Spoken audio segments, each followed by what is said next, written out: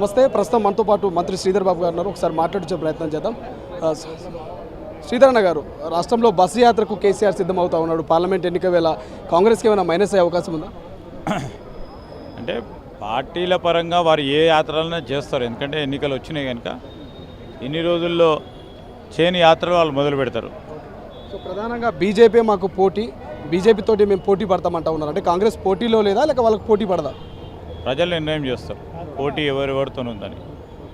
ఇప్పటి వరకు బీఆర్ఎస్ పార్టీకి రేపు రాబోయే పార్లమెంట్ ఎన్నికల్లో వారి మనసును అడిగితే కూడా చెప్తారు, వారి సంబంధించిన ఎవరిని అడిగినా చెప్తారు. ఒక్కటి కంటే ఎక్కువ వచ్చే పరిస్థితుల్లో కూడా లేని ఆ పార్టీ వారు బీజేపీకి ప్రత్యామ్నాయ పార్టీ అని చెప్తా ఉన్నారంటే బీజేపీ బీఆర్ఎస్ కలుసుకొని ఆడే నాటకంలో ఇదొక భాగం.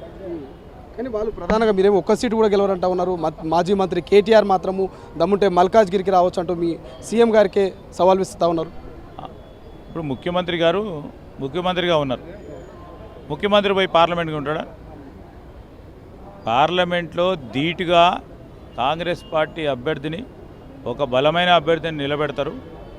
ఆ బలమైన అభ్యర్థి ఈరోజు మీరు చూడండి, అక్కడ బీజేపీ బీఆర్ఎస్ రెండు కలుపుకొని వాళ్ళకి ఎన్ని ఓట్లు వస్తాయో దానికంటే రెట్టింపు ఓట్లు వచ్చి కాంగ్రెస్ పార్టీ అభ్యర్థి అక్కడ గెలుపొందటం ఖాయం. ఈరోజు ఎవరిని నిలబెట్టినా కాంగ్రెస్ పార్టీ అక్కడ బలంగా ఉంది. గత 2 నెలల నుంచి కాంగ్రెస్ పార్టీ ప్రభుత్వంపై పూర్తి స్థాయిలో నమ్మకం ఉంది ప్రజల్లో. ఆ విశ్వాసాన్ని కూడా ముందుకు తీసుకెళ్లే ప్రయత్నంలో మేము అందరం కూడా ప్రజల ముందుకు వెళ్ళి ఈ 70-80 రోజుల్లో చేసిన ప్రగతిని చూపెడతాం. ప్రజల్లో మళ్ళొక్కసారి తిరిగి పార్లమెంట్ ఎన్నికల్లో గెలిపియాలని కోరుతాం.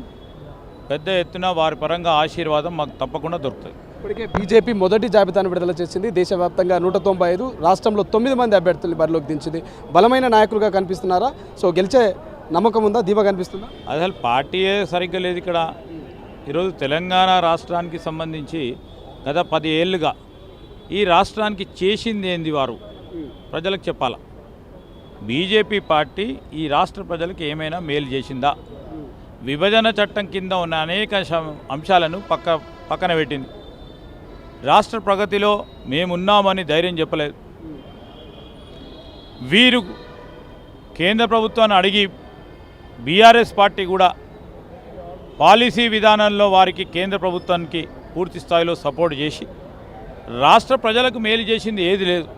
ప్రజలందరూ గమనించే మొన్న డిసెంబర్లో జరిగిన ఎన్నికల్లో మమ్మల్ని గెలిపించిండ్రు. అదే విధమైన తీర్పు మళ్ళా ముందు ఉంటుంది. ఒక స్పష్టతతో, ఇంకా మరింత స్పష్టతతో ప్రజలు తీర్పిస్తారు.